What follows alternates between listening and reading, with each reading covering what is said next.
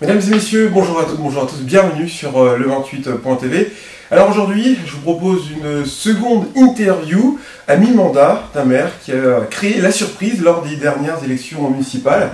C'était en mars 2014. Rappelez-vous, il y a quelques jours, j'avais interviewé Bertrand Massot, qui, contre toute attente, avait créé la surprise en remportant l'élection municipale. Aujourd'hui, on est exactement dans le même cas. Un jeune maire a créé la surprise, c'était en mars 2014, face à Nicolas André. Rémi Martial, bonjour. Bonjour. Alors, comment allez-vous, Rémi Martial, depuis l'élection municipale? Écoutez, ça va très bien, je vous en remercie. On n'a pas vu le temps passer, je dois vous avouer. Ça fait déjà 3 ans qu'on est là. Et quand on fait un petit flashback, on mesure le travail accompli, mais on se rend compte à quel point il en reste encore beaucoup pour les 3 ans à venir. Alors, vous avez un petit peu changé en préparant cette interview. Je regardais les cheveux blancs qui sont là. En plus, c'est pas les soucis d'être maire. Ah non, parce que sinon, je vous l'aurais dit évidemment. D'abord, je vous remercie de cette remarque. Moi, je vois qu'à vos défauts d'avoir des cheveux blancs, vous en perdez de plus en plus. Ouais, moi, j'en ai pas du tout. Rémi, merci. Y a-t-il eu des surprises lorsque vous êtes arrivé au poste de maire? Des mauvaises surprises, une surcharge de travail Des surprises, non. Moi, j'allais regretter que mon prédécesseur refuse de me voir pour une passation de pouvoir et notamment pour me transmettre les dossiers importants. Bon, bah, ça, c'était fait. Après, on a pris le temps de bien comprendre comment fonctionnait la mairie. La première chose que l'on a fait quand on est arrivé, c'est d'abord d'arrêter l'ensemble des projets d'investissement, de les réétudier. Certains, nous les avons arrêtés, d'autres, on les a poursuivis, et quelques-uns, nous les avons modifiés. On a pris le temps d'aller faire le tour de l'ensemble des services, d'aller voir tout le monde, de comprendre comment ça fonctionnait. C'était d'une certaine manière un petit audit interne, si vous voulez, avant de pouvoir prendre les premières décisions. Sachant que l'année 2014, on était sur le budget voté par l'équipe précédente, donc on a surtout modifié l'existant avant d'appliquer réellement notre politique à partir de 2015. Est-ce que vous avez le sentiment d'avoir gagné votre crédibilité de maire? Lorsque je parlais de surprise, il y a la jeunesse qui a surpris tout le monde pour gagner une élection municipale. Lorsque vous êtes présenté, on disait de vous que vous seriez le candidat de Gorge ici installé à la mairie de Lèves. Est-ce qu'aujourd'hui vous pensez avoir gagné votre crédibilité de maire indépendant qui défend les besoins de sa commune? Écoutez, je pense que c'est aux Lévois de le dire et ils auront différentes manières de l'exprimer. Je note qu'en 2015, un an après les élections municipales, j'avais été candidat aux élections départementales. J'avais fait un très bon score à Lèves, près de 65% au second tour sur la commune de Lèves. Donc c'était un motif de satisfaction, mais c'était aussi un motif de responsabilité supplémentaire. Parce que je l'ai reçu comme un appel des Lévois, me disant voilà, qu'il fallait faire le job. Il y avait beaucoup de choses à refaire à Lèves. Il y avait le redressement des finances municipales d'une part, mais il y avait aussi pas mal de projets à mettre en place, modernisation de nos équipements, etc. Donc je l'ai pris comme ça. Moi je me concentre sur nos projets municipaux. Viendra le temps ensuite pour les Lévois, je pense, de s'exprimer et de répondre même à votre question. Votre bilan à mi-mandat, la chose dont vous êtes le plus fier d'avoir réussi à construire, à réaliser? Tout d'abord, je tiens à dire que c'est un mandat vraiment qui est passionnant, le mandat de maire, parce que bon, il est très prenant, évidemment, c'est peut-être ça, les cheveux blancs, mais on est aussi dans le concret. Alors on est dans le contact quotidien avec toute la population, donc ça je trouve qu'on a des échanges riches, alors souvent animés, parfois on peut exprimer nos désaccords, mais on arrive à avancer à chaque fois. Et on est dans le concret parce qu'on a des projets qui arrivent à sortir rapidement. Ma première fierté, c'était notamment d'avoir posé les 14 caméras de vidéoprotection en un an seulement. On venait d'être élu, c'était une promesse très forte de campagne et on l'a fait tout de suite. Donc c'était la preuve qu'on était tout de suite dans l'action. Un autre motif de fierté, c'est d'avoir réussi à redresser les finances municipales. Je rappelle qu'elles étaient dans le rouge lorsque nous avons été élus. Il nous a fallu quand même 2 ans de travail, malgré un contexte particulièrement difficile et qui risque de continuer à être difficile dans les années à venir. Et puis après, c'est d'avoir réussi, je pense, à redonner une autre ambiance à Lèves, parce qu'il faut se souvenir qu'il y avait beaucoup de friction. Les Lévois, pour beaucoup d'entre eux, regrettaient une attitude de l'ancienne équipe qui parfois manquait de sens de rassemblement et de convivialité. Donc ça, on l'a remis au goût du jour. On a relancé un comité des fêtes, on a relancé la fête de la Madeleine, qui sont des symboles de cette convivialité retrouvée, mais on essaie de l'insuffler au quotidien en règle générale. Grand projet que vous proposez à votre commune, le projet Cœur de Ville, c'était un projet de campagne, un projet qui va s'écouler sur de très nombreuses années. Est-ce que vous ne craignez pas que ce projet pèse trop lourd à votre prochaine candidature, à votre réélection à la fin de votre mandat?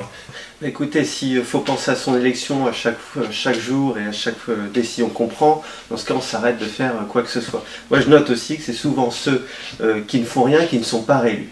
Alors, si on fait rien, on sera, je pense, battu. Si on fait, on ne sera pas sûr d'être élu. Alors, quitte à prendre le risque, je pense qu'il faut faire les choses, d'autant plus que le cœur de village, c'était une de nos promesses fortes de campagne, hein, c'était un de nos grands engagements. Alors c'est vrai que c'est un projet à 10 ans, parce que, à la fois techniquement et financièrement, ça ne peut pas être réalisé en un seul mandat. Est-ce que vous pouvez le présenter pour les personnes qui ne sont pas de Delève, qui ne connaissent pas ce projet? Alors l'idée c'est de répondre à un certain nombre de problématiques qui se concentrent sur le centre-ville, qui est coupé en deux par l'ancienne nationale 154, où les piétons n'ont pas vraiment leur place aujourd'hui, beaucoup de difficultés de circulation des piétons, des vélos, avec un manque de sécurité, des équipements publics qui sont à renouveler. Il faut aussi donner une petite touche paysagère qui manque à ce cœur de village, qui n'est pas l'image de ces quartiers, qui eux par contre ont vraiment un aspect paysager très intéressant. Bref, un certain nombre de problématiques qui se concentrent. Donc l'idée c'est d'avoir une réponse globale à cela. C'est pour ça qu'on a réfléchi pendant 3 ans, en plusieurs étapes. On a mené beaucoup d'études, beaucoup de réunions de travail, de la concertation avec toutes les personnes concernées, avant de dévoiler notre projet dans les grandes lignes à la population la semaine dernière. J'ai envie de vous poser la question, où est-ce que vous voyez dans 10 ans, Rémi Martial? On a l'impression de vous, un jeune maire très ambitieux dans la vie politique, en se demandant même si la ville de Delève n'est qu'un passage parmi les ambitions que vous avez. Vous voyez où? J'ai dit spécialement dans 10 ans, parce que je ne me pose pas la question pour la prochaine élection municipale 2022, mais dans 10 ans. Alors étape par étape, dans 10 ans, on sera en fin de 2e mandat, donc j'espère que je serai en fin de 2e mandat, où on aura pu constater qu'on aura réalisé un certain nombre de projets, dont le projet Cœur de Village, dont on vient de parler. Vous savez, je crois qu'il faut avoir l'ambition dans la vie. Moi, j'enseigne par ailleurs, je suis formateur indépendant, et notamment dans des classes de BTS. La première chose que je leur dis, c'est ayez de l'ambition. Je trouve qu'on manque de ce discours en France. Et je vois qu'il y a beaucoup de jeunes gens qui ont de l'ambition, qui entreprennent, mais qui choisissent d'aller dans d'autres pays où on les accueille un petit peu mieux que chez nous. Donc, je pense que c'est une bonne chose d'avoir de l'ambition. Et moi j'en ai évidemment pour moi, mais là aujourd'hui surtout j'en ai pour la commune, qui en avait besoin, premièrement, et qui, je crois, avait une attente de retrouver un nouveau souffle. Et ça aussi je crois que c'est un moment de fierté, c'est d'essayer d'avoir redonné ce nouveau souffle à l'Ève, d'avoir une commune qui travaille mieux avec ses partenaires également. Je crois que c'est très important de retrouver des relations pacifiées, notamment avec l'agglomération et le département. Et d'ailleurs, on prouve que c'est ce qui nous permet d'avancer sur les projets. Il n'y a pas de honte à dire que vous n'imaginez pas, vous ne vous voyez pas vous installer à l'Ève durablement sur des années, des mandats, enfin c'est pas votre... Bon, j'ai déjà dit que je ne ferai pas comme Michel Castin qui a fait 30 ans de mandat, ça c'est clair. Donc je ne sais pas, étape par étape, une fois de plus, je ne sais pas combien de mandats je souhaiterais faire. Aujourd'hui, la question pour moi ne se pose pas. De toute façon, ce ne sera pas moi le décideur, in fine. Mais effectivement, je n'ai pas la volonté de rester 30 ans. Je pense qu'il faut au moins 2 mandats, par contre, pour clairement imprimer sa marque, appliquer ses propositions, mettre en place des projets qui, effectivement, ne peuvent pas forcément être mis en place sur un seul mandat. Lorsqu'on est élu maire, on essaie d'appliquer le programme qu'on avait prévu pendant la période électorale. Il y a toujours des choses qui arrivent qu'on n'avait pas prévues. J'ai envie de vous poser la question, qu'est-ce qu'attend les Lévois pour les 3 dernières années? Y a-t-il des projets sur lesquels vous souhaitez vous pencher, qui n'étaient pas forcément prévus initialement ici sur la commune de Delève?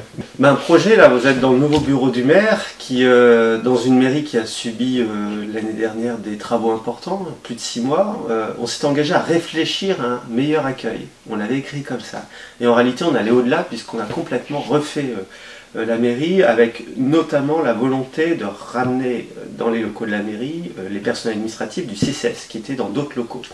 Donc, aujourd'hui, les locaux du CCS sont vides, ils pourront être démolis parce que ce sont des vieux locaux et libérer de l'espace dans les aménagements futurs du cœur de village. Vous voyez, le projet cœur de village a déjà commencé.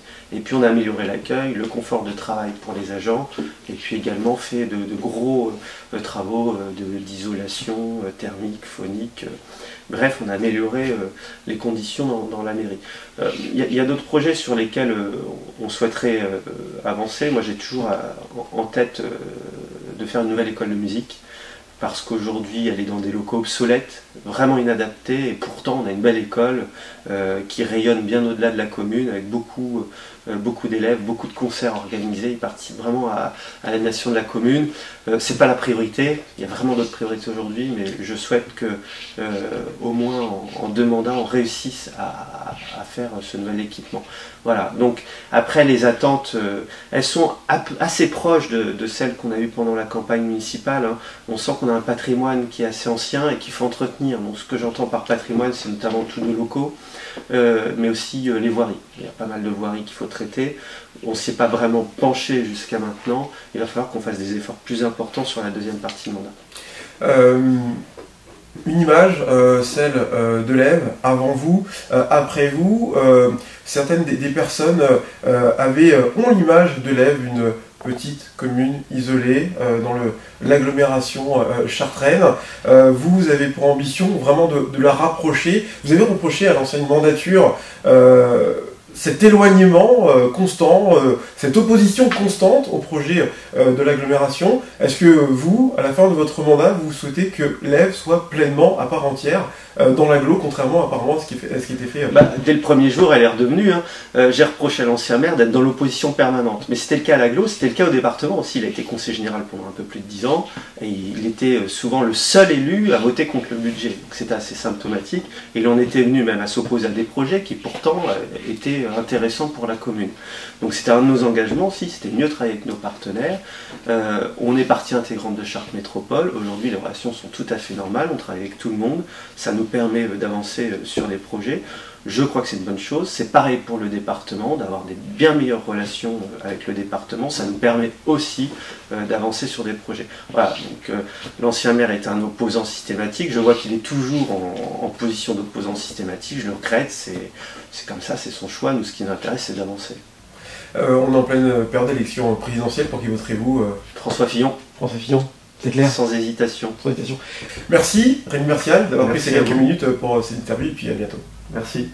Merci de nous avoir suivis. Je vous rappelle que l'actualité de notre département d'Eure-et-Loir, vous la retrouvez aussi sur notre site internet au www.le28.tv et n'oubliez pas notre page Facebook. N'hésitez pas à partager, liker, commenter les vidéos. Vous nous retrouvez à Télévision Eure-et-Loir. Bonne journée à tous.